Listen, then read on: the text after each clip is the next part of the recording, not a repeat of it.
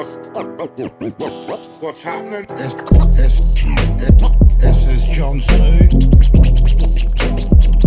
Just Slabberin.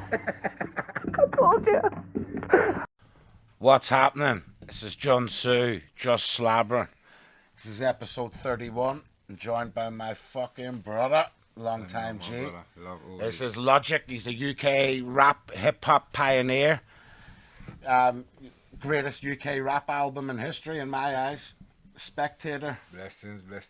Telling you, my bro. So you're a UK pioneer in this thing. How long have you? Where are you from? Brixton. Brixton, South London, born and raised. Yeah, the good part. 2G dog. The You're sunny wearing side. More blacks, more dogs, more Irish. Come on, my brother. Is that the fella who does that? Yeah, my people, Irish and Jamaican. Irish and Jamaican. So he's an Irish guy and he's married to a Jamaican woman. Just got married to his Jamaican wife. He's a G. I made him a leather wallet when I lived in Spain. Oh, you made him one? Yeah, I carved him in more blacks. More. I think I see it actually. He showed me. It's the Jamaican flag and the Irish flag together. Yeah, he showed me. Yeah, man, nah, he's cool. He set up them, didn't he? They've gone quite big as well. A lot of yeah, people. Yeah. He done well with it, man. It spread far and wide still. Yeah. People got to know about the message. Trust. You know, and then we done our track, no blacks, no Irish. Yeah. Me, you, and Trigger. Yeah, big track. And it's funny because we've done that. How long ago did we do that? It was about 15 years ago. Is that what? Or 10, at least 10. It was like 10 years ago. It was a long time ago. Before the kids? Yeah, well, I don't know about before the kids, but it was, when About was it? It was, a good 10 years at least though. because who made the beat now? It was the guy from not Ill Bill, what's his name? He was with Verb T. Harry Love, not Harry Love. You know Verb T, don't you? Verb T, yeah. Yeah, and the guy was his producer. I think I know what you're talking about. I know his name, but And he done like the guy with the foggy eyes and that. I forget, that was his EP at the time. But anyway, he sent me the beat over. This was like years and years ago. Okay. Said he was going to make me a beat, sent me the beat to No Blacks, No Irish. I done my verse. You done your verse pretty much instantly. That's a banger. And then I was planning on getting Trigger and Malik B on it from Birmingham. So I had Logic from London, Trigger from Manny, and Malik from Birmingham. that would have been But big. it was hard to get all the fucking... Malik never sent a verse. Then I seen Trigger, said, yo, Trigger, do your verse. He done his verse eventually. Yeah. And then after that happened, because I was still waiting on Malik, I never released it. So about 8 years went by, and then I found it in my thing, just thought, fuck that, I'm uploading Yeah, it's it. up there now, isn't it? Yeah, it's people there can now. watch Like, it I now. uploaded it, just thought, fuck it, it's too good. I In know. the archive, not the, you know. We should have shot a video and everything for that, but anyway, you know. Trust. So it go. So let's go back, bro. When I first heard you, I said it to you today when I picked you up. It was the guy who made my first like song that went big. Wee Johnny was a famous UK rap hip hop producer, Baby J. Okay, yeah. And he put me on his album and all beside Low Key and Farmer G, and I was in the middle of it and I loved it. I was thinking, this is sick. Asher D was in there and all these. Next thing I seen after he released that album, it was when your album was coming out, Spectator posted up a tweet and he says, Logic is the greatest UK rapper of all time. That's power. This album is next level. That's power still. So I was like, right, who the fuck's my man? So I bought your album on iTunes. That's And what that I'm was saying. me, bro. And that's deep because, you know, with me and Baby J, he said to me from about 6 years ago, he said, yeah, we got to make an album. And till today, we haven't made the album, but we're actually always, it's going to happen, you know what I'm saying? Yeah, So, me too. I promise you, bro, if you done something with Baby J, it would be magic. yeah, it's coming. We're working at the moment. So, yeah, it's something in the work. So, it's mad you saying that, like, because we're actually starting to get the cogs in motion again. The mad thing with Baby J is as well, he'll send you just like a skeleton. Yeah, he sends you things that you don't, some people say, well, what's that? But once you do your little piece on it and send it back, he does his piece. does He's his a magic. proper producer. That's how some producers work like that, you know what I'm Because saying? I fell out with Wee Johnny. And I'll tell you what, I had recorded about 40 or 50 songs, you know, before I went to do Wee Johnny. Yeah. But he brought me in then and he stopped me. No, you're doing that you're too strong. Relax. And that's why even in the chorus then you hear going, here Johnny, Just are you talk it. fucking mad? Whereas at first I was going, here Johnny, and he went, relax yourself, you know, and like, yeah, he did. And I actually had 3 verses for it Yeah. originally. In the third verse, it went a bit mad, and he said, "Cut that out, cut it out." Yeah, you Doesn't see, because that's the difference between producers and beat makers. Yeah. Certain man just make a beat, but a producer is gonna produce the actual track itself. So Yes, everything exactly. about it, from how you deliver, how things are fading in and out. It's, How it's the a little whole. ad lib sound. Yeah, he everything. wants input in everything, so Yeah, makes that's sense. real. That's real, bro. Well, that's what it was with my album then. Like, you know, the Troubles. I had a producer for it, but I was the executive producer. Yeah. You know, so he was the So- more like the beat maker and the engineer. And you were the one who's Yeah. Who fine-tuning, scrutinised it. yeah. Get rid of that. Get this. And you know what I mean? Yeah, Cut and no, all it that. makes sense. What about the Spectator album? Was that you in Last Resort? Was it? No. Spectator album was. I had a few Last Resort productions on there, but it was a mixture of a whole. It was more like a culmination of a lot of years' work.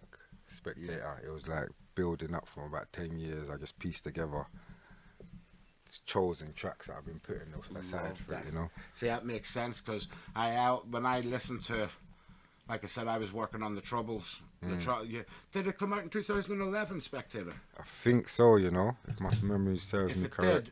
did, it definitely came out a couple of years before my Troubles album. But I had Okay. been working on the Troubles for about 5 years at the time. So when Okay. I heard Spectator, I was like empowered. I thought this guy's sick. And I knew there was like a market for conscious rap and all. And I thought of Baby J backed like this guy and all. And the more I listened to the album, I loved it because it was a story.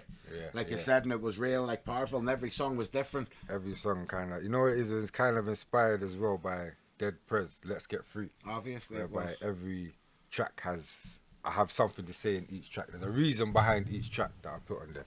There's no throwaway tracks in my eyes. Let's Get Free by Dead Prez. Yeah. If it's not my all-time favorite, Easily one of number my one hip most hop influential. album, it's definitely in my top 3 or 4. Yeah, easy. It probably is my Yeah, number yeah, one. Bro. I easy. love If it Let's- wasn't, we wouldn't really be friends still. Yeah, it's true. No, Let's Get Free is the best, bro. It's too sick. Come on. Do you know what I'll never forget, bro? They blew up when I was in school. MTV bass and all sampled, you know, it's bigger than hip hop. And that was even the theme tune, the MTV bass. Remember in the wee advert? That was a smart track from them. Blew still. up, bro. Yeah, blew very up. smart. So they were the talk of the town. But when you listen to what To they the were saying, lyrics. when you listen, you're thinking, "Whoa!" So I bought their album, and it was that funny because my mates from the same school they bought the album. A couple of days later, I goes, "I guess to my mates, what did you think of the album?" And guess what they said to me? Shit. Because they wanted an album full of hip hop. Yeah, You know yeah. that's the song that's bigger than hip hop. They wanted an album full of that. They didn't See, understand what it was. yeah, a lot of people, because obviously as lyricists, I think, man, I could listen to them Dead Prez albums without the beats. Yeah, of course, obviously. Do you know what I'm saying? 100%. So like, I think for a lot of people, they're led by the music before the lyrics. If you know what I'm saying. Yeah. So some people it goes like that, but the same way, that's the power of that track there. That track's able to channel people like, what, you don't even listen, but subliminally, the verses are going in. Yeah, You know what I'm saying? Of course. There was a few ones that stuck out to me. I never forget about the CD from HMV, and it was rare for me because I used to steal the CDs at HMV. And, you know, I'd take the CD out of the case. You open it up backwards because they have the security tag on the front. So you open it up backwards, take the CD out, clip it back in. No, You you was a gino, just innit? took all the CDs and that sort of thing. But Dead Prez, nah, I wanted the actual case. I needed the case and everything. So I bought it, bro. It was like fucking 13 quid or something. I know, Track teach. 3 blew my mind. They schools. I know. You Hey, remember, schools bro? can't teach us shit. but People need freedom. Trying to get all we can get. All my high school teachers can suck my dick. Telling me White men lie, straight bullshit. Bro, loved Yeah. it. Loved everything about it, bro. And the whole thing. And bro, I was walking around going, I'm an African, and I know what's happening. Are you an African? Bro, it mad me, bro. I was obsessed with it. Loved it. Assassination and all. Remember that? Yeah. We Want Freedom and all of them, bro. Every single tune on the the whole album. still, the whole album is a masterpiece Yeah, still. no, it is. And there was no features or nothing, was there? You know, the features were just their people, innit? Yeah, yeah, So you'd hear a couple verses, you'll hear voices on certain tracks, yeah. but you wouldn't know who it is until later down. And it's funny as well because the way you said it was a bit of a homage to like Let's Get Free. It's like the British version or like the English version of Let's Get Free. Yeah. Do you know what I mean? Of course it is. It's like how it very like resonant. But that's maybe why Baby J loved it too. Yeah, because Baby J messed with them, and that's what I was gonna say. Baby J, at the moment, he's working with Ness, Right? an artist called Ness, yeah, and Ness is on Let's Get Free album. Right. But See, he's not listed, or you'd have to go into the descriptions and that. But he's a feature on one of them. so there was two things when I first met Baby J. Because it was funny, I went and done a rap. I was only like supposed to be the hype man for Chronicle, and he went to Birmingham to do a rap. But when he went in, it was just all like man from Brum, and they don't really like Manny guys. And he tried to do his Manny stuff, and he's sick, but they weren't feeling him, and it was all a bit He was hostile. battle rapping. Yeah, but he wasn't battle rapping, but he was spitting his bars, but they weren't feeling him. Yeah. You know what I mean? They were just sort of giving him a vibe. So he was sweating a bit, and he looked at me, and I went, let me do something. And I just thought, I'm going to do all the raw Irish bars. As soon as I unleashed with the Irish accent, no, they all started roaring and cheering. So then Malik B came over to me and goes, yo, this guy wants to work with you. And he was stood there, Baby J, and he says, I'll shout you and all, you with me? And then that's how we got the, Okay. the song. See But the first two things Baby J told me, like, and they said who he was, because I didn't know who he was, Baby J. And the two things that like was his accolades, you know, that you know who he is. The first one was he done the official Mark Ronson remix to Amy Winehouse, Valerie, and he done the official hip hop remix to it. And I was saying, I thought sick. And then the second accolade was he was in the studio when Dead Prez made Let's Get Free. I didn't know that. Did you not know that? No. He was in the studio working on it while they were making hip hop and all. He was sat there in the studio. Okay, no. So when he told me that, I was like, nah, this guy's the proper I didn't know that still. That's mad. But and the third thing, he produced a lot of Skinny Man's album. yeah, he done the whole album, no? No, I don't think he done the whole album. What, the council's State Yeah. of Mind? I don't it's think Baby J. The whole album. I believe so. I know he's a good load of it. I don't think If it, yeah, maybe it not, is, maybe not, it is. maybe not still. But I do know a Yeah. good chunk of it was Baby Yeah, J. mate, he's a prominent figure definitely, and he doesn't make work that's not good. Yeah. So if something comes from Baby J, yeah, he's put his work in. So the album that he featured me on was called Babyford. And it got slated a bit in the reviews. Did it? You know why? Why? Because they said it was his first album that he never sampled anything. He didn't use any samples. Because he wanted to get that piece. It was his first sample-free album. So, you know, like, even in my song then, he had me playing the boron, and then he done the scratching and all. Well, You know what I mean? It makes sense still. Yeah, it was It deep. makes sense. It makes sense. But he was known as the sample king, Baby J, wasn't Yeah, he? that's what he come up on. But I suppose once you learn the industry and you realise how difficult clearing samples and it's not even just difficult, headache more time. Trust. Like it's kind of any sample can get cleared, but essentially you have to do a lot of stuff. I know. And you might have to pay some piece. So realistically, make original music. Trust. It's true. That's real. So, let's go back, bro. Yeah. You're how old are you? How young am I? You mean? Young. How young are you, bro? You see me as me. You're older. I'm younger than you, fam. I think you're younger than me. I'm younger than you. 25 or something. You. I wish, inshallah. No, I'm 41. 40 was it? You're a bit older, but No one would know. I know no one would know. Look at all my greys. He said that to me today. He goes, "Yo, you're very grey. You know, 9." I said, "Bro, I'm tired." I think your brother's the same age as me, no? Yeah, he's 85. Adam was born. Oh, he's younger than me as well, bloody Yeah, hell. 85. I'm 87. 82. Yeah, 82. Sick, man. Yeah, man. See, that's what you wouldn't know that with my greys and all. You know what I mean? But so let's go back, bro. Yeah. You grew up in London, Brixton. You grew up your whole life there. Yeah, grew up London, Brixton, raised my mum. Your mum's a legend. My mum's a G. You just came over to Spain. You met your mum and that a few Yeah, times. you know, the family linked up But properly. your mum is like a righteous warrior, bro. She goes all around the world helping people now, doesn't she? Well, now she's settled in Ethiopia. So Sick. she's got a house in Ethiopia where she's helping. She's got a daycare basically for handicapped kids in the local area. I can come in and get any resources they need basically. So yeah, that's where she's at. But yeah, myself, my mum, Irish, Nigerian. She's half Irish, half Nigerian. She's half Irish, half Nigerian, Sick. and we were raised predominantly with my Irish nan. My Nigerian granddad, didn't really know him too tough, but yeah, we were raised predominantly with my Irish nan. That's where a lot of my overstanding of the Irish situation comes from, you know, being raised with my nan and she's playing Irish rebel songs and come out, Ye Black and Tans and all them tune there. So that's the kind of rebellious nature I was raised, the household I was raised up in, you know. Yeah, deep, bro. It's mad. So even though your mum was like, half Nigerian, half Irish, but she loved all the Irish rebel tunes and all. Well, we lived with my nan. Yeah. Like, I mean, my nan's yard was the centre spot for everyone. Yeah. Like, we stayed there, even though my mum had a yard somewhere else. My nan lived in Brixton, innit? So Yeah. that's where. And was your gran full Irish then? Yeah. Yeah, she's fully Irish. And where was she from? Do you remember? She's from Dublin. From Dublin. Yeah. Sick. Yeah. And then she moved to like London then, or whatever. She moved to London in the 60s, I believe. Married my granddad, Nigerian man. And they made little babies. I am me, black with Irish roots. Chip my 2 foot 13. That's the second track of your album. That's what hooked me as well. I was like, black with Irish roots. And all, yo, you get me? Loved it, bro. Yeah, That was you deep. don't know. Yeah, it was sick. And then even the song you do, No Blacks, No Irish with me, you say that as well. But playing rebel songs back to back, Bun and Fatcher. Oh, yeah. Remember you said giving Teddy back his hat? I didn't understand what you meant. But that's talking about Northern Ireland, and they say it looks like a teddy bear or something, and that's the hat. Yeah. In There was one song when I used to play. Yeah, Give Teddy back his hat or Yeah, something like yeah. that. And it kind of rang, it Yeah, stuck with me. You get me? Old school. Sick, bro. So, when did you get into rapping and all yourself then? How old were you?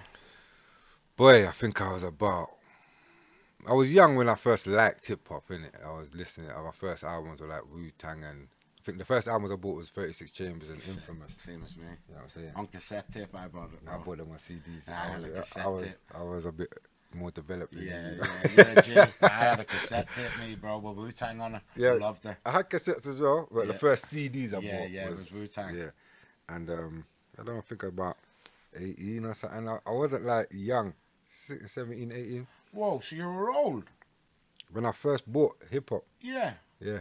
I was I tell you, before 11. that, I listened. I was only exposed to what I saw from Yeah. MC Hammer, Vanilla Ice, Right. like top of the pop stuff. Sick. And then we used to teeth cable from next door, so we get MTV bass for sliding, and you start seeing the 2-packs, and you start seeing other little American elements. But ultimately, I got a bag of like, what's it called? What's the smooth records called? 12 EPs. EPs. Yeah, like extended plays. Yeah. The small EPs. records. Yeah, yeah. I got a box of them of like MC Hammer, Vanilla Ice. Who else is in there? Like PM Dawn and certain little weird little things I used to catch. You know what I'm saying? But them days there, I couldn't find a lot of stuff. And as soon as there was a CD shop opened out the back of my nan's, as soon as I opened up, Wu-Tang, Mobb Deep. I remember my brethren, I had a brethren called Big Tim, and he was like real Yankee, you know, like Yeah. he had this baggy Fubu's jeans. and He was that guy around, Yeah. innit? And he kind of schooled me on. Yeah, that's on funny. hip-hop You had stuff. one. I have one of them. My big mate Oscar. He's now my best friend. One of my best friends of all Yeah, time. yeah. Big massive guy. But when I first met him, Fubu'd up to the death. He was a producer, had his own home studio. Said to me, "Record here and you want." Yeah. You know, schooled you really on who's who. in the Who's hip-hop. who, yeah, who where to look, and Yeah. he showed, man. So who was your go-to? Like, so you said Wu-Tang. Who else? My first albums I bought was And Mobb Wu-Tang Deep. and Infamous. They're the first albums. yeah. But growing up, it was Nas. It was Nas just is your man. yeah, Was yeah. he your number one? Yeah, it was Nas. And I think he fell off a bit growing up, like later on. Yeah. Later on, there was all that him and Jay-Z stuff and all that I like that malarkey. part. I Nah, like that part, I thought he but did, I liked it, but I don't think he won. He didn't. Well, he won lyrically. His Yeah, tracks were but better than Jay-Z's tracks. It That's a might. fact. That's preference. Yeah. Oh, That's well, a- of course. exactly. Like, Obviously. there's Jay-Z fans that will tell you, shut Of up. course. But I'll never forget that in school, someone said it was wood class, and they said make an award for like the favourite rapper, and I was there carving my 2-pack award, and then someone was doing Jay-Z, and I was like, what? Jay-Z? There's 100 rappers better than Jay-Z, but like you said, everything's preference. That's what I'm isn't it? saying. But over the years, I'll tell you the truth, I weren't a fully Jay-Z fan. I couldn't ever fuck with him.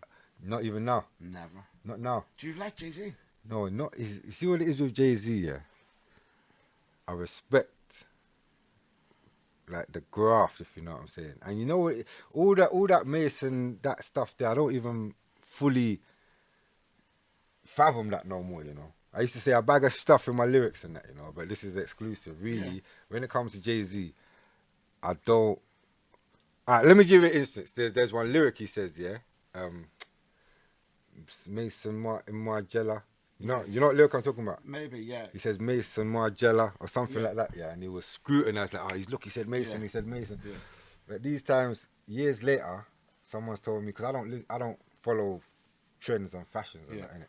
But he's talking about clothes, innit? There's Yeah. a brand of clothes Yeah, called called Mason. Mason. Yeah, yeah. So Mason, yeah. there's little things where I started to think, you know what? This whole Mason demonizing him thing, because at the same time, the amount of good things Jay-Z's done for local communities and putting money back into the communities, Yeah, I know etc., what you mean. etc. I know Jimmy Savile was good at doing that too, though. He was though, wasn't he? He was a big charity guy, wasn't he? Oh, you say You you get just me now? put Jay-Z and Jimmy Savile? Yeah. Is that what man just done? Yeah, well, you were saying he's good Man at charity. put Jay-Z Yo, and whenever Jimmy I hear Savile in anyone- the same sentence, fam. See, whenever I hear anyone, whenever I hear anyone saying fucking, he's done a lot for charity, I always instantly think, yeah, well, so did Jimmy, bro. Giving to charities and shit don't mean nothing. Also, you know for a fact, bro, about Africa Bambaataa. I could maybe link African Bambaataa is a complete different. Could See, link him. he's a bun. Who? Yeah. To what? Jay-Z? No, to fucking Jimmy Savile. Yeah, straight. If that would make sense. Of course. If we're talking about Yeah. Bambaataa and you Yeah. said Jimmy Savile, I said Yeah, of course. Bun Bambaataa all day. He's dead So, out here. yeah, but hold on, though, bro. So I watched. There was a rapper, from back in like 15 years ago. It was called. I'll send you the track. It was actually sick, but it was a Jay-Z diss track. Yeah, but he's like a Christian rapper. Yeah. But his lyrics in it are cold, bro. And Yeah. what he does is he says to Jay-Z, "What happened to you, bro? Because you're not even a rapper no more. Like, it's all like you look at Jay-Z's videos, right? Jay-Z's videos started off hood, ghetto. You know, it's a hard knock life, and he's in the ghetto, and look, I'm a normal rapper. Driving the cars, now it's normal rap, what you envision rap. Then, later on, it's all gothic, emo, Black Crows. It's all dark, gothic shit, bro. Do you understand what I mean? Yeah. There's nothing to do with hip-hop. Upside down crosses, blood spilt in all this imagery. No, but that's all the imagery is. So what you have to ask yourself is, see when you look at like Britney Spears, Christina Aguilera, they all done the same thing. When they come out, they were all innocent. And they later on, they go in their career, dark, emo, gothic, black. No, I tell you, to tell you the truth, you see what it is. I think more so it's a thing where I think I've focused my energy other places. I think that's what it is. Yeah. To whereby You've given them a blind now. You just maybe it's that, you know, to whereby there's bigger fish to fry, kind of thing. I could be bunning someone else who needs to be bun. Yeah, of rather course. than talking about Jay. You know what I'm saying? No, That's, obviously. I think that's where my mindset is. Maybe Of course. I still have them reservations where you could be doing certain rituals and that, but who's to know? So if I don't know, why am I going to let something affect me and take over my whole thought process? No, of course. It becomes Obviously. a rabbit hole, you get me? Nah, you know for what real. rabbit holes. You know, I know enough people that are stuck in rabbit holes all till today. Yeah, of course. From when they were 20 years old, they're stuck. know. You know what I'm saying? Talking about Jay-Z, he's a Mason, he's a Mason, he's a Mason. You're in a rabbit hole, fam. Even if he is a Mason, so what? I know. I know, bro. Like, really and truly, we can talk about it, but if he's the Mason over there, even Matthew over there who lives over there, if he's a Mason, so what? I feel him life, you know? Yeah. So in Northern Ireland, bro, Yeah. like Freemasons, it's not even like a conspiracy or nothing. There's actually loads of Masonic halls. Yeah. everywhere. It's even in London. Yeah, they're like there. all the policemen and all over here, they have to sort of be like Freemasons and all to be, you know what I mean, to be high ranked. It's and a that, so- definite. It's definitely a thing. It's not like it's a conspiracy theory. Yeah. You know So what I I'm saying? said to you today, have you ever heard of an old Freemason from 1920s? No, he was called Albert Pike. You're saying, yeah. And Albert Pike, he wrote a book in the 1920s about a monk or something from the 1870s who had a vision of 3 world wars. And he described the 3 world wars to a T. And he said the First World War will be about the fascists and all this. And then he said the Second World War will be about forming a Zionist state against the German fascists and that. Yeah, and he described it all. And then he says in the Third World War will be the Zionist state versus the Islamic leaders of the world. And this Now, is this is documented, obviously. You know, this is all fact, bro. This was written by Albert Pike. Yeah. And it was published in like 1920. But he talks about the vision from 1870. Of course. Of course. I believe that, man. I believe that. You got things like the Georgia Guidestones and these type of things where we know there's people in certain positions. Like life's a game, innit? Like we talk about it, etc. We're pawns, blah blah blah. But there are actually people with the majority of the power that are actually controlling the narrative of how life pans out. Of course. You know, don't make that. Of course. Yeah. I know what you're saying. It's true. Like, see, when it comes to the music and all, I am a little bit in the middle, like you say, because, you know, Jay-Z could have just smashed it. And then when everyone's calling him a Mason and all, he played on it. You with me? Says, yeah, whatever, then I'll be whatever you want. I'm a Mason. You know, that type of thing. That's another possibility, yeah. So it's you like, with me? yeah. But at the same time, the way I see it is as well, it's like, you know for a fact, if these are the people running the world, like you said, there is an agenda. The media is controlled. The music is controlled. You know, even like, you know, I'm sure you know about how hip-hop, literally, it started off for the people and it was quite righteous, and even there was a lot of, like, you know, pro-black stuff and all that. You with me? It all sort of got washed away and sort of fed into drug culture, hoes and drugs, and that's what it was designed to do, to lift up the prisons. You know what I mean? That was a fact. So I know that. So if you know that too, do you not think Jay-Z was a part of that then? Because he is the biggest. Like, and then, like, remember what you said as well, the real ones either end up dead or in jail. Yeah. I think all of them rappers that chat fuckery. Yeah, I'm kind of swearing the podcast. You're allowed to swear as much as you want, my bro. all of these rappers that don't put out a positive message in their music have played a part in the destruction of humanity, or could have played a part. Do you understand? Because we don't know how music affects other people. When I make a tune, I don't know how it's gonna affect Donnie who listens to it over there. He might listen to it and feel like empowered to go out and be the next best person he can be, or he could listen to it and go and want to shank somebody.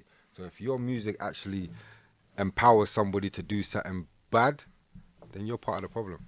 So I would actually go as far as saying most of these rappers out there have had a part in the destruction of our own people, like, really and truly.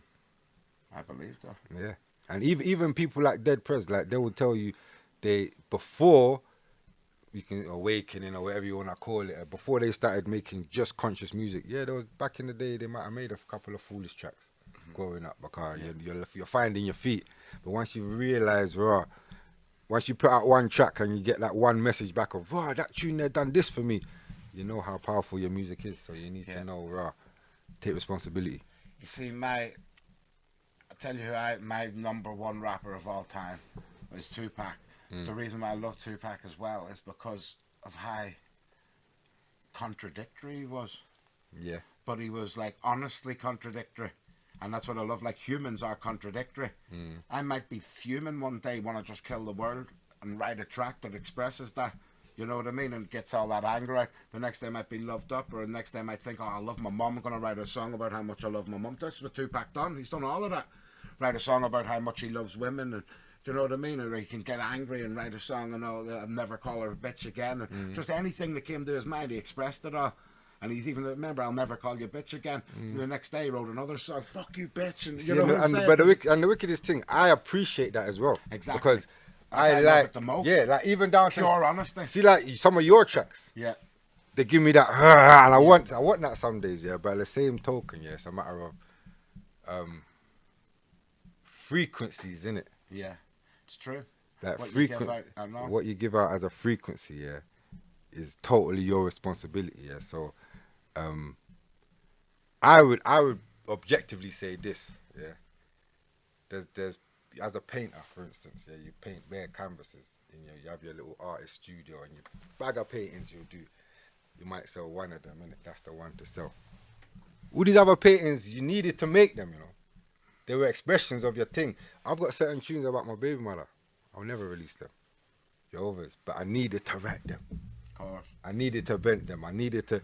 Maybe when I pass, like Tupac, all this stuff will get put out. And all your other paintings that you didn't want people to see, they'll get put out as well. To show you the full spectrum of your career, so to speak. But I feel myself, I would never put out a negative vibration. Like, I might write it and I might be in the studio one day and do that track, but will I put it out? I don't know. That's where I'll weigh up. You know what I'm saying? What is the purpose for this track? What is the purpose? What can I gain from putting it out? Kind of thing. I don't know. Maybe that's just my a weird moral compass I got, but I think not all music is to be released. I don't think. I think some music is just venting that we need to. You know what I'm saying? I know. It's deep, bro, because I do know there is a real frequency in music. You know what I mean? And it is interesting to just even pay attention. Like when we were young, it was all about subliminal messages. Yeah. Bro, rewind this back. Yeah. Do you know what he means when he says this? It's actually a reference to this and that. You had to look and deep. Yeah, Now, bro, no subliminals, fam. Shank, I'm gonna do it straight now. To your house. I'm gonna come. Yeah, literally. and the scary thing is, you know, it is off the back of like a knife pandemic, and all the kids are just jucking each other for joke, like it's nothing. Just shanking everybody, you know what I mean? So it's like, rather than they're literally kids, 14, 15-year-olds. My nephew went and buried his friend, and he got stabbed to death off his two other friends. It was over a bag of weed or something. That's what it was over, and they just shanked his mate up. It gets spoke about a lot. Like, it's not. You can't blame the music. That gets thrown around a lot, but I think everything plays its part still. Yeah. See, I don't know about blaming the music in general. You know, I believe there's an agenda behind it. 100%. That's why I wouldn't say, because there's certain people that will be out protesting. No, it's the music. It's the music. I wouldn't stand with those people, but I would agree with them on the notion that. Yeah, there are some youths that hear certain music and get influenced by it. So I wouldn't deny that fact, but I wouldn't blame the music because there's so much different elements, like you say, just the whole social conditioning that people are put on and the demographics of how their parents have to live till it goes down, it gets handed down. The turmoil gets handed down certain times. So differently, there's many reasons for the situation we're in. Can't just blame the music at all. I don't know. No, I agree, bro. So growing up in London then, who was like your first like UK ones who you thought, yo, they're smashing it, no way is there UK rappers out here? Or was it more the grime thing? Were you just observing the grime thing as it originated? Or? Nah, I used to rave jungle first, then I used to rave garage, listening to Heartless Crew and Soul Solid, but I didn't really listen to them like that. You just rave to them, you know what I'm saying? But the first rappers I think I heard and I thought, was Scheme and Big P. And mainly I think because they were from South London. They were not high, you know what I'm saying? They were talking our language. Hijack were trying to talk their language. You know what I'm saying? Hijack was trying to appeal to them. Very American and all too, Hijack, wasn't it? You know what I'm saying? Scheme and Big P were more in the Rodney P, Skinny Man kind of sound, you know what I'm saying? But they're from like Peckham, Deptford area. But they're the two main. I saw bare DVDs. I used to see them and I think, right, you like, and then we linked up and boom, bam, boom. But for me, they were first inspiration. And what did you think of like Dizzy and that when he came out? Because it was different. Did you not? Did you differentiate? Did you say, oh, he's grime, we're more? We see what it is. Because I think for everyone outside of London, you saw Dizzy as a new artist, or not even outside of London, should I say? Outside of like the little grime scene that was growing. But I just saw Dizzy as a little MC, innit? Like a Tinchy Strider. Because he just come under Wiley or whatever. And for you to be an artist then, I respect it because you're making moves, etc. But lyrically, I think there's a lot of people that could have contested Dizzy at the time, easily. So it was funny when Dizzy first came out. I just didn't take him, like you said, him hip hop me, and I was grime and it was something completely different, and I rejected it. And I was like, nah, I can't feel it. See, a couple of years later, I went back, bro, and I had like a real appreciation for him. Why? And, like lyrically, even, bro. Like, people are gonna respect me if it kills you. Is that what he says? Remember his tune on his second album and all? I don't. Oh, it was sick, bro. Bro, have you heard his Fire in the Booth? Yeah. Did you not like it? It was alright still. I thought it was cold, bro. It was alright still. I don't know, there's something about Dizzy. Like, no one can fuck with, like, he's unique, innit? Yeah, And I'll he's give him cold, that. and he That- is cold with it. And you know what? He's authentic. That's what I love too. You couldn't fuck with Dizzy like in that respect. I did love Dizzy. To be honest, bro, I still think there's not too many that I would rate higher than Dizzy. You know, in terms of that, like in terms of the commercial. You're trying to get a track with Dizzy or something. Bro. I'm a fuck, bro. I'm telling you I'm the a truth. fuck you. I wouldn't ever. Like I said, we probably wouldn't even go. Who did he do tracks with, though? And I thought his tracks were sick. Ocean Wisdom. That track was dope. Bro, That track was Dizzy dope. and Ocean Wisdom back to back. Did You've done a couple of tracks now. Did Ocean body him? No, Get out of here. bro. Get out Body of him. here. So what do you mean? Did I think fucking? Oh, Dizzy's letting it down now. I want Ocean Wisdom. No, back no, on. no. Nah, so that's what bodying means. Bodying means he shut the place down. All it was is about Who was better on the track? thought they were both sick. Listen, okay, Ocean Wisdom was more technical than that. Of course he was, yeah, and he smashed it. No. And it was a good showcase for Ocean Wisdom because I'd never really listened to him. But when I heard him and Dizzy back to back, No, I respect Dizzy's graft and his grind, but I don't lyrically. I don't know. He doesn't do it for me. yeah, But I respect him fully. Like if I ever saw him and met him, yeah, I'd shake his hand and I'd make him know that. But as a lyricist, I would. If you were to say to me, who's the top 10 lyricists in the UK? yeah. Dizzy's name wouldn't get No, mentioned. I agree. He probably would agree. I agree. Lyrics like that. No, I do agree, especially over all the time. That's what I was saying. No, of course not. Not lyricist. But I'll tell you this though. But he's done it right. No, He's but if you were definitely going to done it right. say the top 10 most influential rappers Oh, yeah. from the UK. Yeah, 100% 100%, is in there. 100%. And to even down to the fact of showing the States our sound. Because when I used to visit the States back in the day, they didn't know about anything apart from Dizzy. Dizzy slipped through, you know what I'm saying? And why? Because he's got a unique sound. He doesn't sound like he's trying to be like them. You know what I'm saying? He's Yeah. bringing something completely. And he had a lot of money behind him. He had a big production team. But ultimately, uniqueness, I think, is what is Dizzy's selling point for me. London was always miles of fucking head. You know, in terms of rap. You with me? Even for me, we used to be a bit jealous in Manchester of the London scene. Yeah. And a lot of jealousy. And they were always saying, like, why the fuck's London smashing it? And why have they got this? And, like, even when it came to rap then, there was only, like, 2 real known rappers from, like, or 3 from Manchester. There was Broken English, Virus Syndicate, and then, like, Broken, and then who Shifty and that, when he came along with the grime.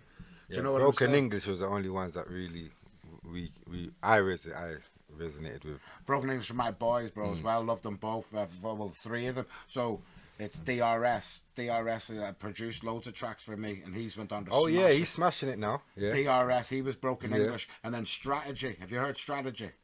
Bro, he's one of the sickest MCs. Well, I've heard him ever obviously heard. back then, but- And then, believe it or not, the 3rd member of Broken English was Connie Con, and Connie Con is Yeah, now part of the Children of Zeus. Yeah, I knew it was Connie in there. You know, so like I knew all them, seeing them growing up, like you get me. they were and big they were still. in Hip Hop Connection magazine. Yeah, that's They how I think man got under yeah, Broken man got English. into them still Sick, properly. bro. They were the only ones from Manchester. And they had a video, I think they had a video on YouTube channel you and that back in the Yeah, day they as did. well. They Yeah. did. And it was This Is Our Life. This is our life. This is the game. Oh, it was called. Yeah, Will yeah. we survive? And then, sick, bro. DRS is my boy. I need to get him on the podcast as well, bro. Love. It's all the old. Yeah, he's making some big moves as well, man. Yeah, he smashed it, bro. Again, the guy that we got done the track with me, you and Trigger. I was saying to you, Trigger smashed it, bro, and he was an old school pioneer of like drum and bass. Yeah, He was Trigger's a spitting dud. with Skepta and that back in the day, and I was Trigger and Bass Man, wasn't it? And that, you know, smashed it. He's like getting How on would now. they be a man? Hey, a You little get darker. a little darker. Hey, Yo, you're mad. My friends called Darker, bro. I always played that tune and the beat and that, the way it's Yeah, dropped. that and man needs to shut down raves. Yo, it was too sick, bro. It was the best track going. Sick. But again, that was when Trigger was young. Next thing, boom, I seen Trigger on Top Boy. Remember? Yeah, he was the yeah. Scouse guys, that mate with the one eye. Yeah. I was thinking, go on, Triggs. Next thing, boom, he released Badadan with Jason Status. Yeah. And it's blew It's a up. big Tyson track. Fury then sampled it. He done a Tyson Fury a remix of it Yeah. for his Walker. Triggs messing it up still. He's Yeah, doing his man. thing. That's what I love though, and it's like never too late. You know what I mean? It's like course. the guy just smashed it. He's probably more well known now than he's ever been. Mm. Top Boy and Badadan, smashed it. Yeah, keep putting the work in, it'll pay. So your album Spectator, Mm. you had a couple of sick features on it. You had Akala as well, Yeah, and that was Rock My Beats. yeah. How do you know Akala? Akala. How did I meet Akala? No, like the conscious scene, the conscious hip Yeah, hop scene in London is only so big, innit? yeah. So we all get booked for the same shows and that kind of thing. Um, I know his sister as well, but I don't think I met Akala through his sister. Sister is a chief. Yeah, She is a UK urban pioneer. yeah, she's Gangster with it though. she's Miss foundation. Dynamite TE. Yeah, she's a Even G. on the radio. I even showed it to my girlfriend. She loved it. She's like, oh, I'm saving that in my playlist. Cold. I love that Miss Dynamite, bro.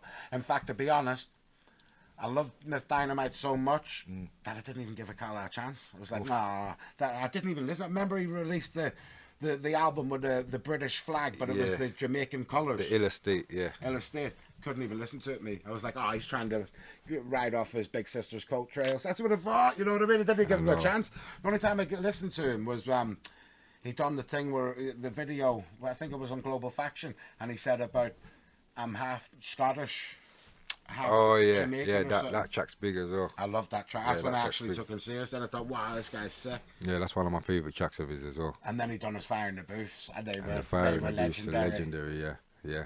Powerful brother, man. Powerful brother. Your Fire in the Booth was iconic, bro, as well. You've done a couple now, haven't you?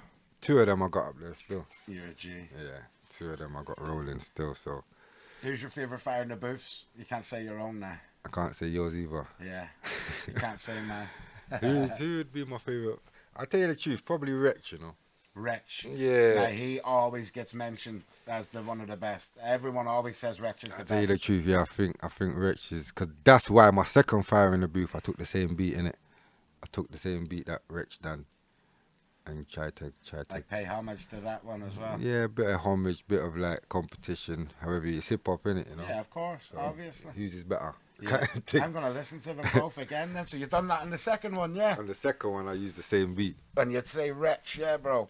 Yeah, I think he just he's comfortable with it. You know, English Franks. English Frank Fire. I actually paid homage to English Frank's Fire in the Booth in mine. If you listen to my Fire in the Booth, I say to Charlie, I watched English Frank's Fire in the Booth and I seen he brung you gifts. Gifts, yeah, So I've yeah. brought you some gifts too. I brought you some cakes and bread.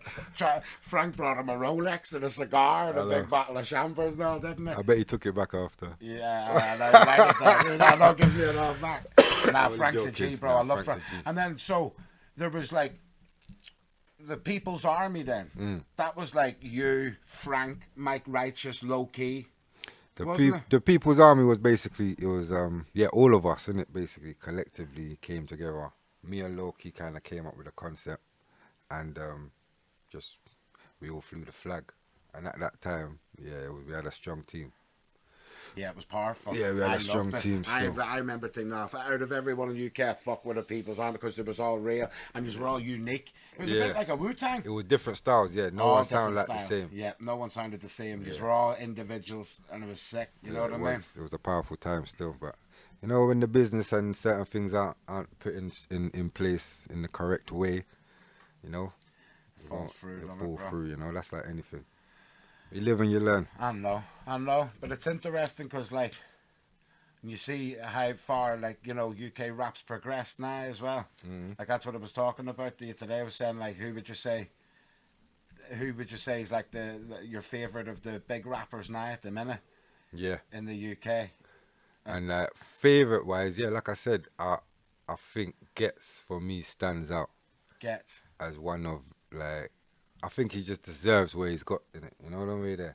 There's a lot of people, like everyone around him, the Kanos, Red. I think my opinion is Gets is the best in the grime scene. This is before I even met him, before I even knew him. In it, I thought that, yeah. yeah. But yeah, to see him getting his accolades in the same way as certain other manner, the Bashies, and yeah, I fully respect it, and he deserves, highly deserved. You know what I mean? There. Yeah, no, of course, bro. And then, what do you think of Central C and all that, though? Yeah, he's for the kids, isn't it? It's not really for me. Central C especially. He's quite conscious, though. I wouldn't say he's unconscious, but I would Yeah. say there's nothing. He hasn't made a track which I thought that's for me. So I'm not gonna lie. I don't know though. I might not know his I'm not catalog. gonna lie. Like Central C, I'm really, I do fuck with him. I do think, nah, he's sick because he done that track Khabib as well. Did you hear that track about Khabib?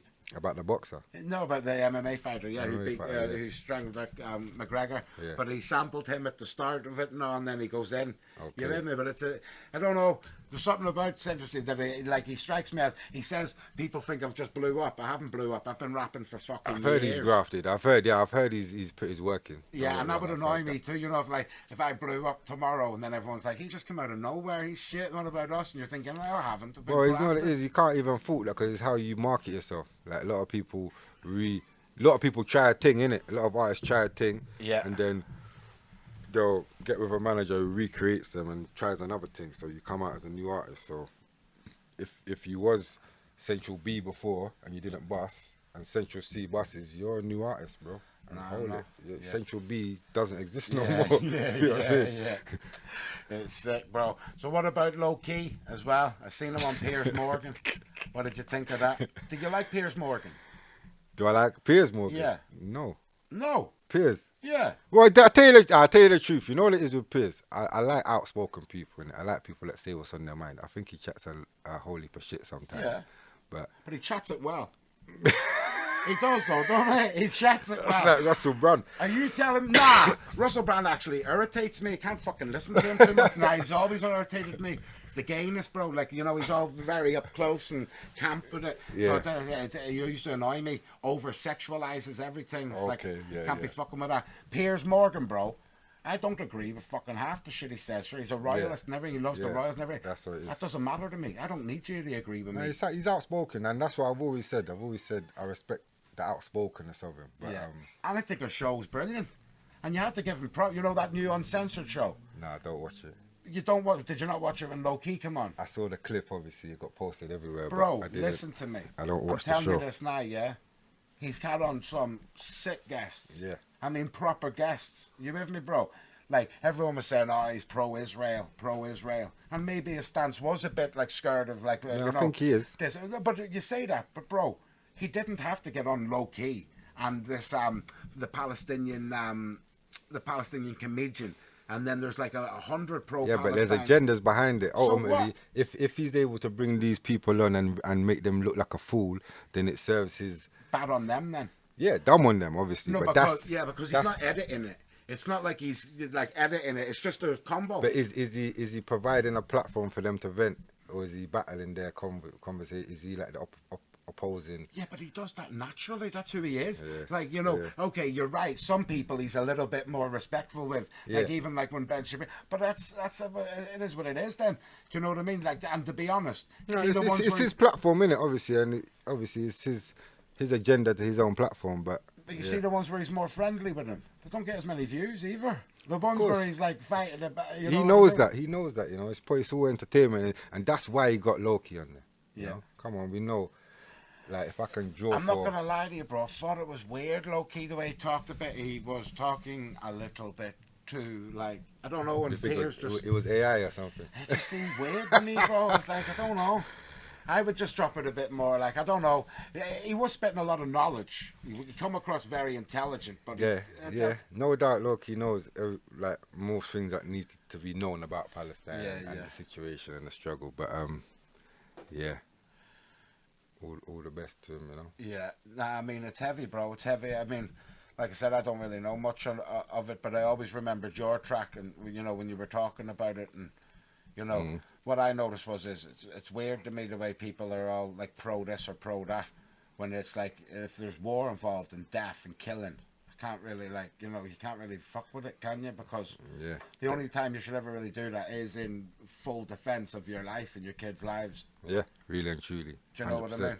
100%. Really, you need to stand with.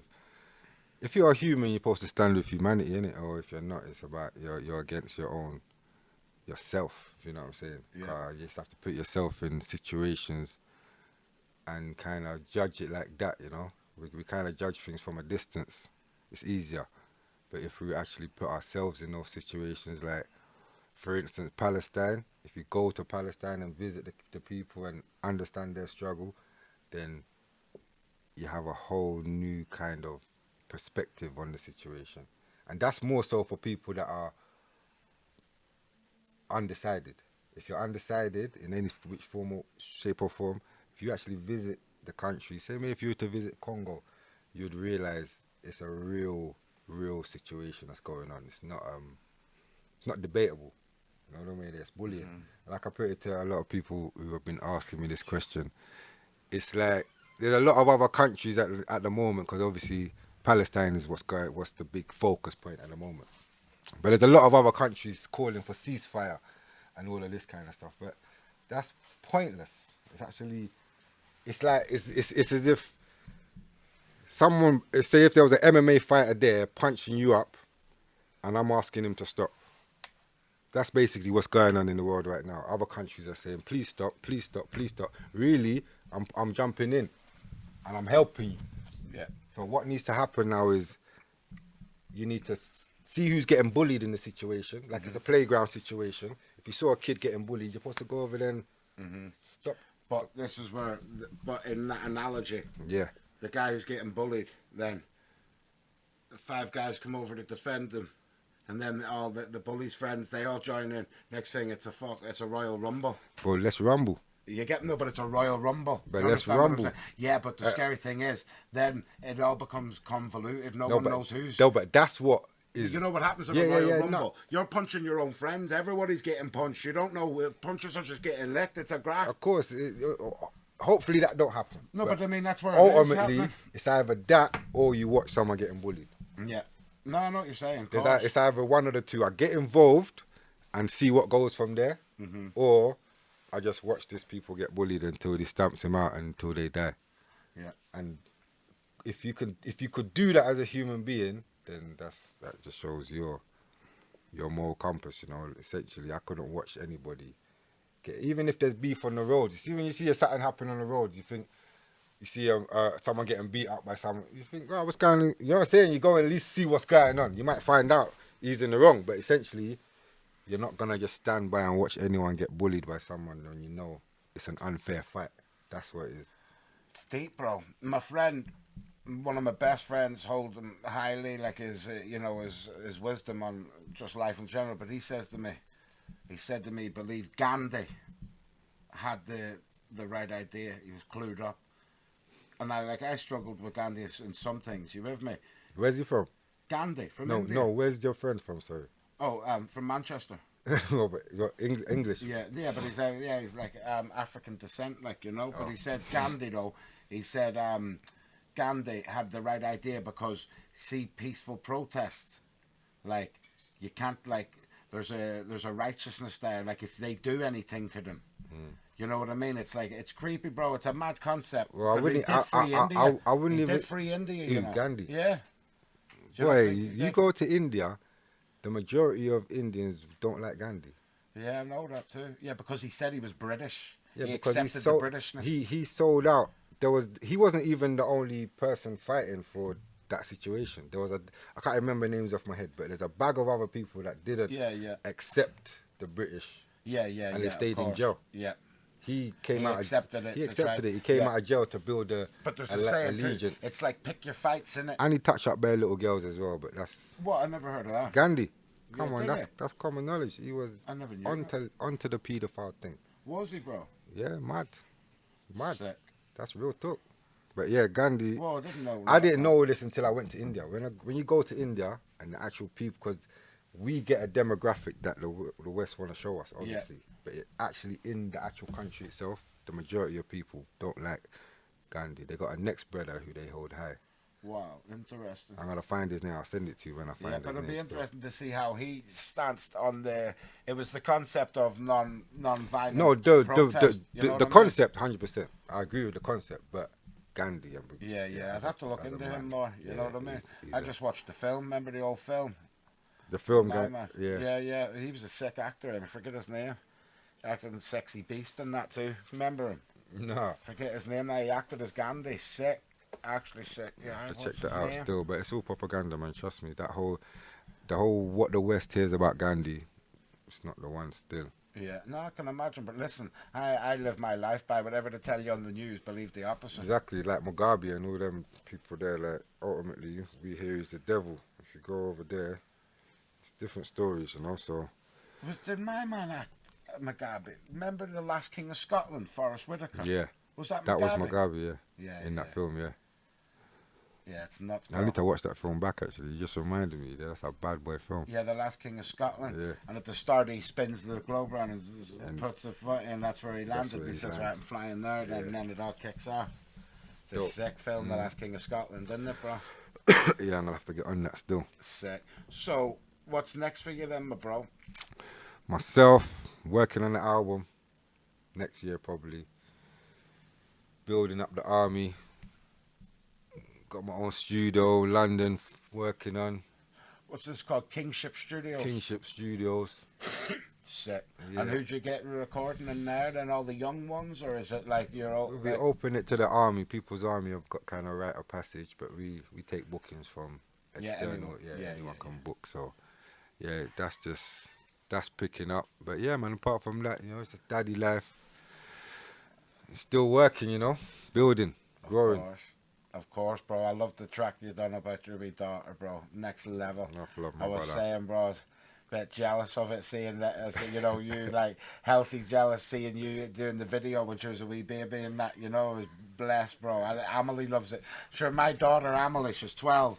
She shouted out her top 5 rappers. You're her 4th best rapper of all time, bro. That's what I'm saying, bro. She knows rap then. She made me laugh. She says that. She goes, What's- Tupac. Tupac's her first Okay, favourite yeah. rapper. Then Kanye West. Yeah. Then Eminem, then Logic, and then Cardi B. Yeah, I remember. She falls off right at the end. And then it was Hey, on you know. top 5, You bro. gotta and mix it. Cardi. You gotta mix I the rough know. with the smooth, you know. You and Cardi B, bro. Imagine Boy, that. yeah, I'll make a track with Cardi. Yeah, man. Nah, I don't know. Like, so what do you think of fucking Lil Nas X and all that shit? There you go. That's it nowadays, bro. That's what you're in now. No, mate. Come on, You this know. went straight in, mate. All this kind of new generation music, bro. Yeah. A lot of people think Drake is the best rapper in the world now. Bro, I had that debate in uni. I'm at uni as well at the moment, but yeah, I had What are that you did at uni. Music, basically. Sick, yeah, in a nutshell. Here we go on the But we had that debate about Drake. They're telling me Drake's a GOAT. Mm-hmm. Saying, nah, Drake's a goot. What's a goop? It's the greatest of our time. Oh, okay. He might be the greatest of this time, but he can't be the greatest of all time. See, We I got think- Michael Jackson. Yeah, We but got Bob Marley. We got and would you say Jonathan. Drake? But would We you got say, Tupac. We But got would you say Drake is even better than Kanye then? Drake. Kanye's in our time. To me, Drake is no. I wouldn't put him in there. I wouldn't even put him because he doesn't write his own lyrics. Yeah, exactly. So it's like a bass guitarist who gets given the music to play. Yeah. Who's to get credited for that song? Yeah. The person who wrote the music or the person who plays the music. Drake is just a vessel that plays the music. So essentially, you're a session musician. It's mental, bro, that they can call him to go. Sure, his new song as well, here he goes, I must be bi, cause she's one of the guys. Oh wow. That's his bar, bro. Oh, wow. I thought it was an AI track. I thought that's not really his track. Oh, I googled wow. it. It's called Members or something. I'll show you. Nah, that's the chorus. Oh, I wow. must be bi, cause she's one of the guys. Yeah, he's the goat, bro. He is. He's the goat's head. The fucking in the pentagram. He's a good singer still. Yeah, bro, it's all fucked He's a up. good singer. It's all fucked up weirdo shit to me. I think Kanye, I do believe Kanye sacrificed his mum to the devil and that. Yeah, I do believe that. No, We're it's a straight fact. back to the start and I come from. No, I'm not. I do think Yeah. Kanye sacrificed his mum to the devil. Yeah, but he admitted Hey, that. big cakes will be onto me. Big But cake. Kanye admitted that himself. He started crying. He actually says that himself. But I do believe that he was trying to repent and expose it a bit. Yeah, no, I don't deny there's a lot of fuckery that goes on up in them energy spaces there. But at the same time, I think Kanye's one of those. He's in limbo, whereby the 1 foot in, 1 foot out, because he says a lot of stuff that I say, yo. You know what I'm Yeah, of saying? I course. take my hat off to him, man. It's like, Yeah. And you got one of the biggest platforms in the world to be doing that. Yeah. Boom.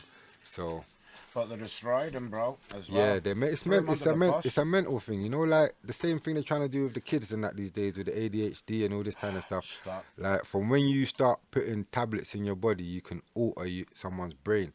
So it's not hard to do that. Do you understand? Whether it be through the water system, however you want to do it, you can get to somebody. So yeah, ultimately, Kanye was not crazy at first. Kanye was not crazy when he made Through the Wire. When he was getting signed to Rock at the start, he was not crazy. He was a little genius, and he got spotted, and he got juiced up. You know, like we have it where people get taken away to the madhouse and juiced up and come back 2 weeks later, all funny and that. Them man, they don't even have to get it like that. It's just in their water system or in the food they drink, or there'll be a man who comes round and give them a little injection while they're sleeping, or you know what I mean there. But definitely 100%, they altered Kanye's perception. No, they definitely did, bro. Sure, Get Out. Remember the film Get Out? The girl who hypnotizes the guy and then turns them in. I said that was like a real life reenactment of Kanye. You get me? You know, with the Kardashians. Remember Kanye sat there like that with blonde hair and all. And look who made it. Who made that film? What's his name? Oh yeah, my man from London. Yeah, it's my man from London, no? Or ain't that Tyler Perry? No, not Tyler Perry. I forget now. Did he not make the same one as Attack the Block and all that? Was that not him? The actor boy. Yeah. Yeah, them. He's a G, him, wasn't he? Remember Attack the Block? Yeah.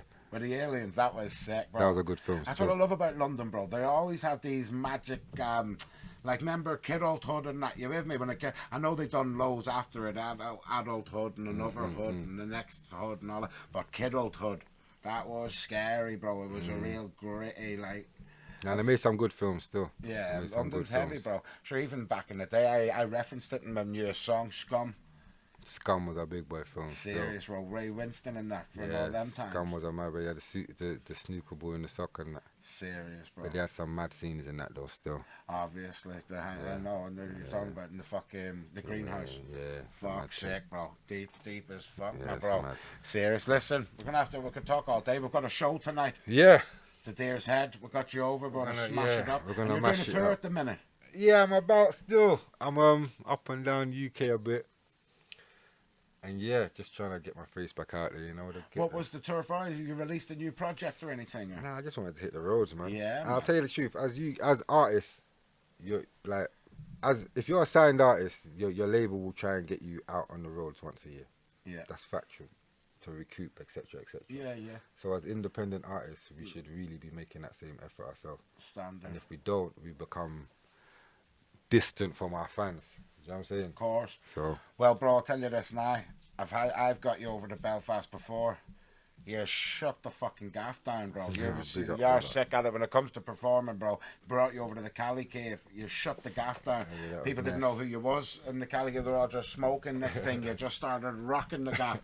And when you rock it, bro, it's sick. It's something to behold. You get me? So I think you're just gonna your popularity will grow here too. We'll have to get you back constant. You know what I mean, man. bro? Second home kind of thing, you know. You know that, bro. But like I said, we'll have to get more tracks done. We've got Luke as well, LDG Films. He wanted to shoot a music video for us, so we'll get that. It's coming. Telling you, bro, he's been on it. Look, we've even got the monitor now facing us, so we can see how it's going to look on the thing. Technicals, digitals. He's up in his game, Luke. I'm proud of him. So big shout out to all my sponsors. Shout out to Hotbox for letting us use the studio. OJ, check out the new NI's Finest. I don't like calling it a mixtape because it's not really a mixtape. So what is it like? It's an album, innit, bro? If he made the beats and all, all the beats are original, yeah. You with me? If it's all on it's like it's a project anyway. Northern Ireland's Finest, NI's Finest. It's on Spotify. I really enjoyed it, OJ. I thought it was funny. He put my track as the first one, and then Spencer right after me, and then who's track 3, Wee Joe or something, and then track 4 is Hyphen in there. Yeah, and Homegrown, they're on it. Big shout to Homegrown. Yeah, so it's a good tape, man. Yeah, man, and Rich Smix and Dirtbird. Yeah, you like this stuff? Yeah, man, I do, of course I do. And here, I like Belfast Grime Man's song as well. Yeah, bro. I was proud of him. It was a bit different, but I mean, you know, they're all good. I liked it. Big shout out to OJ. Check out the Hotbox mixtape, as he calls it, or it's a project, and 35 tracks. So there's 35 tracks. Oh, it might be a mixtape still. Yeah, it's probably a mixtape, man. It's a 35 tracks course. But no, it was sick, bro. It's good. And then that's what we're doing tonight at the Deer's Head. We've got me, Logic, Leo Miyagi, and Young Spencer. Yeah, man. So it'll be sick, bro. So big shout out to Hotbox. Big shout out to Weedy Wonka and Buzz Lightyear. And anybody else? Yeah, N2N Canines as well, my other sponsor. And DJK. Obviously, look, I'm ripping the DJK, you know that, all the time. My brother, you're an absolute fucking G. We'll have to get more tracks done. 100%, You know that. man. I'm going to come back and chat some more shit with you as well. 100%, definitely. Listen, God bless everybody. Salute. Much love. What's happening? This is Jun Tzu.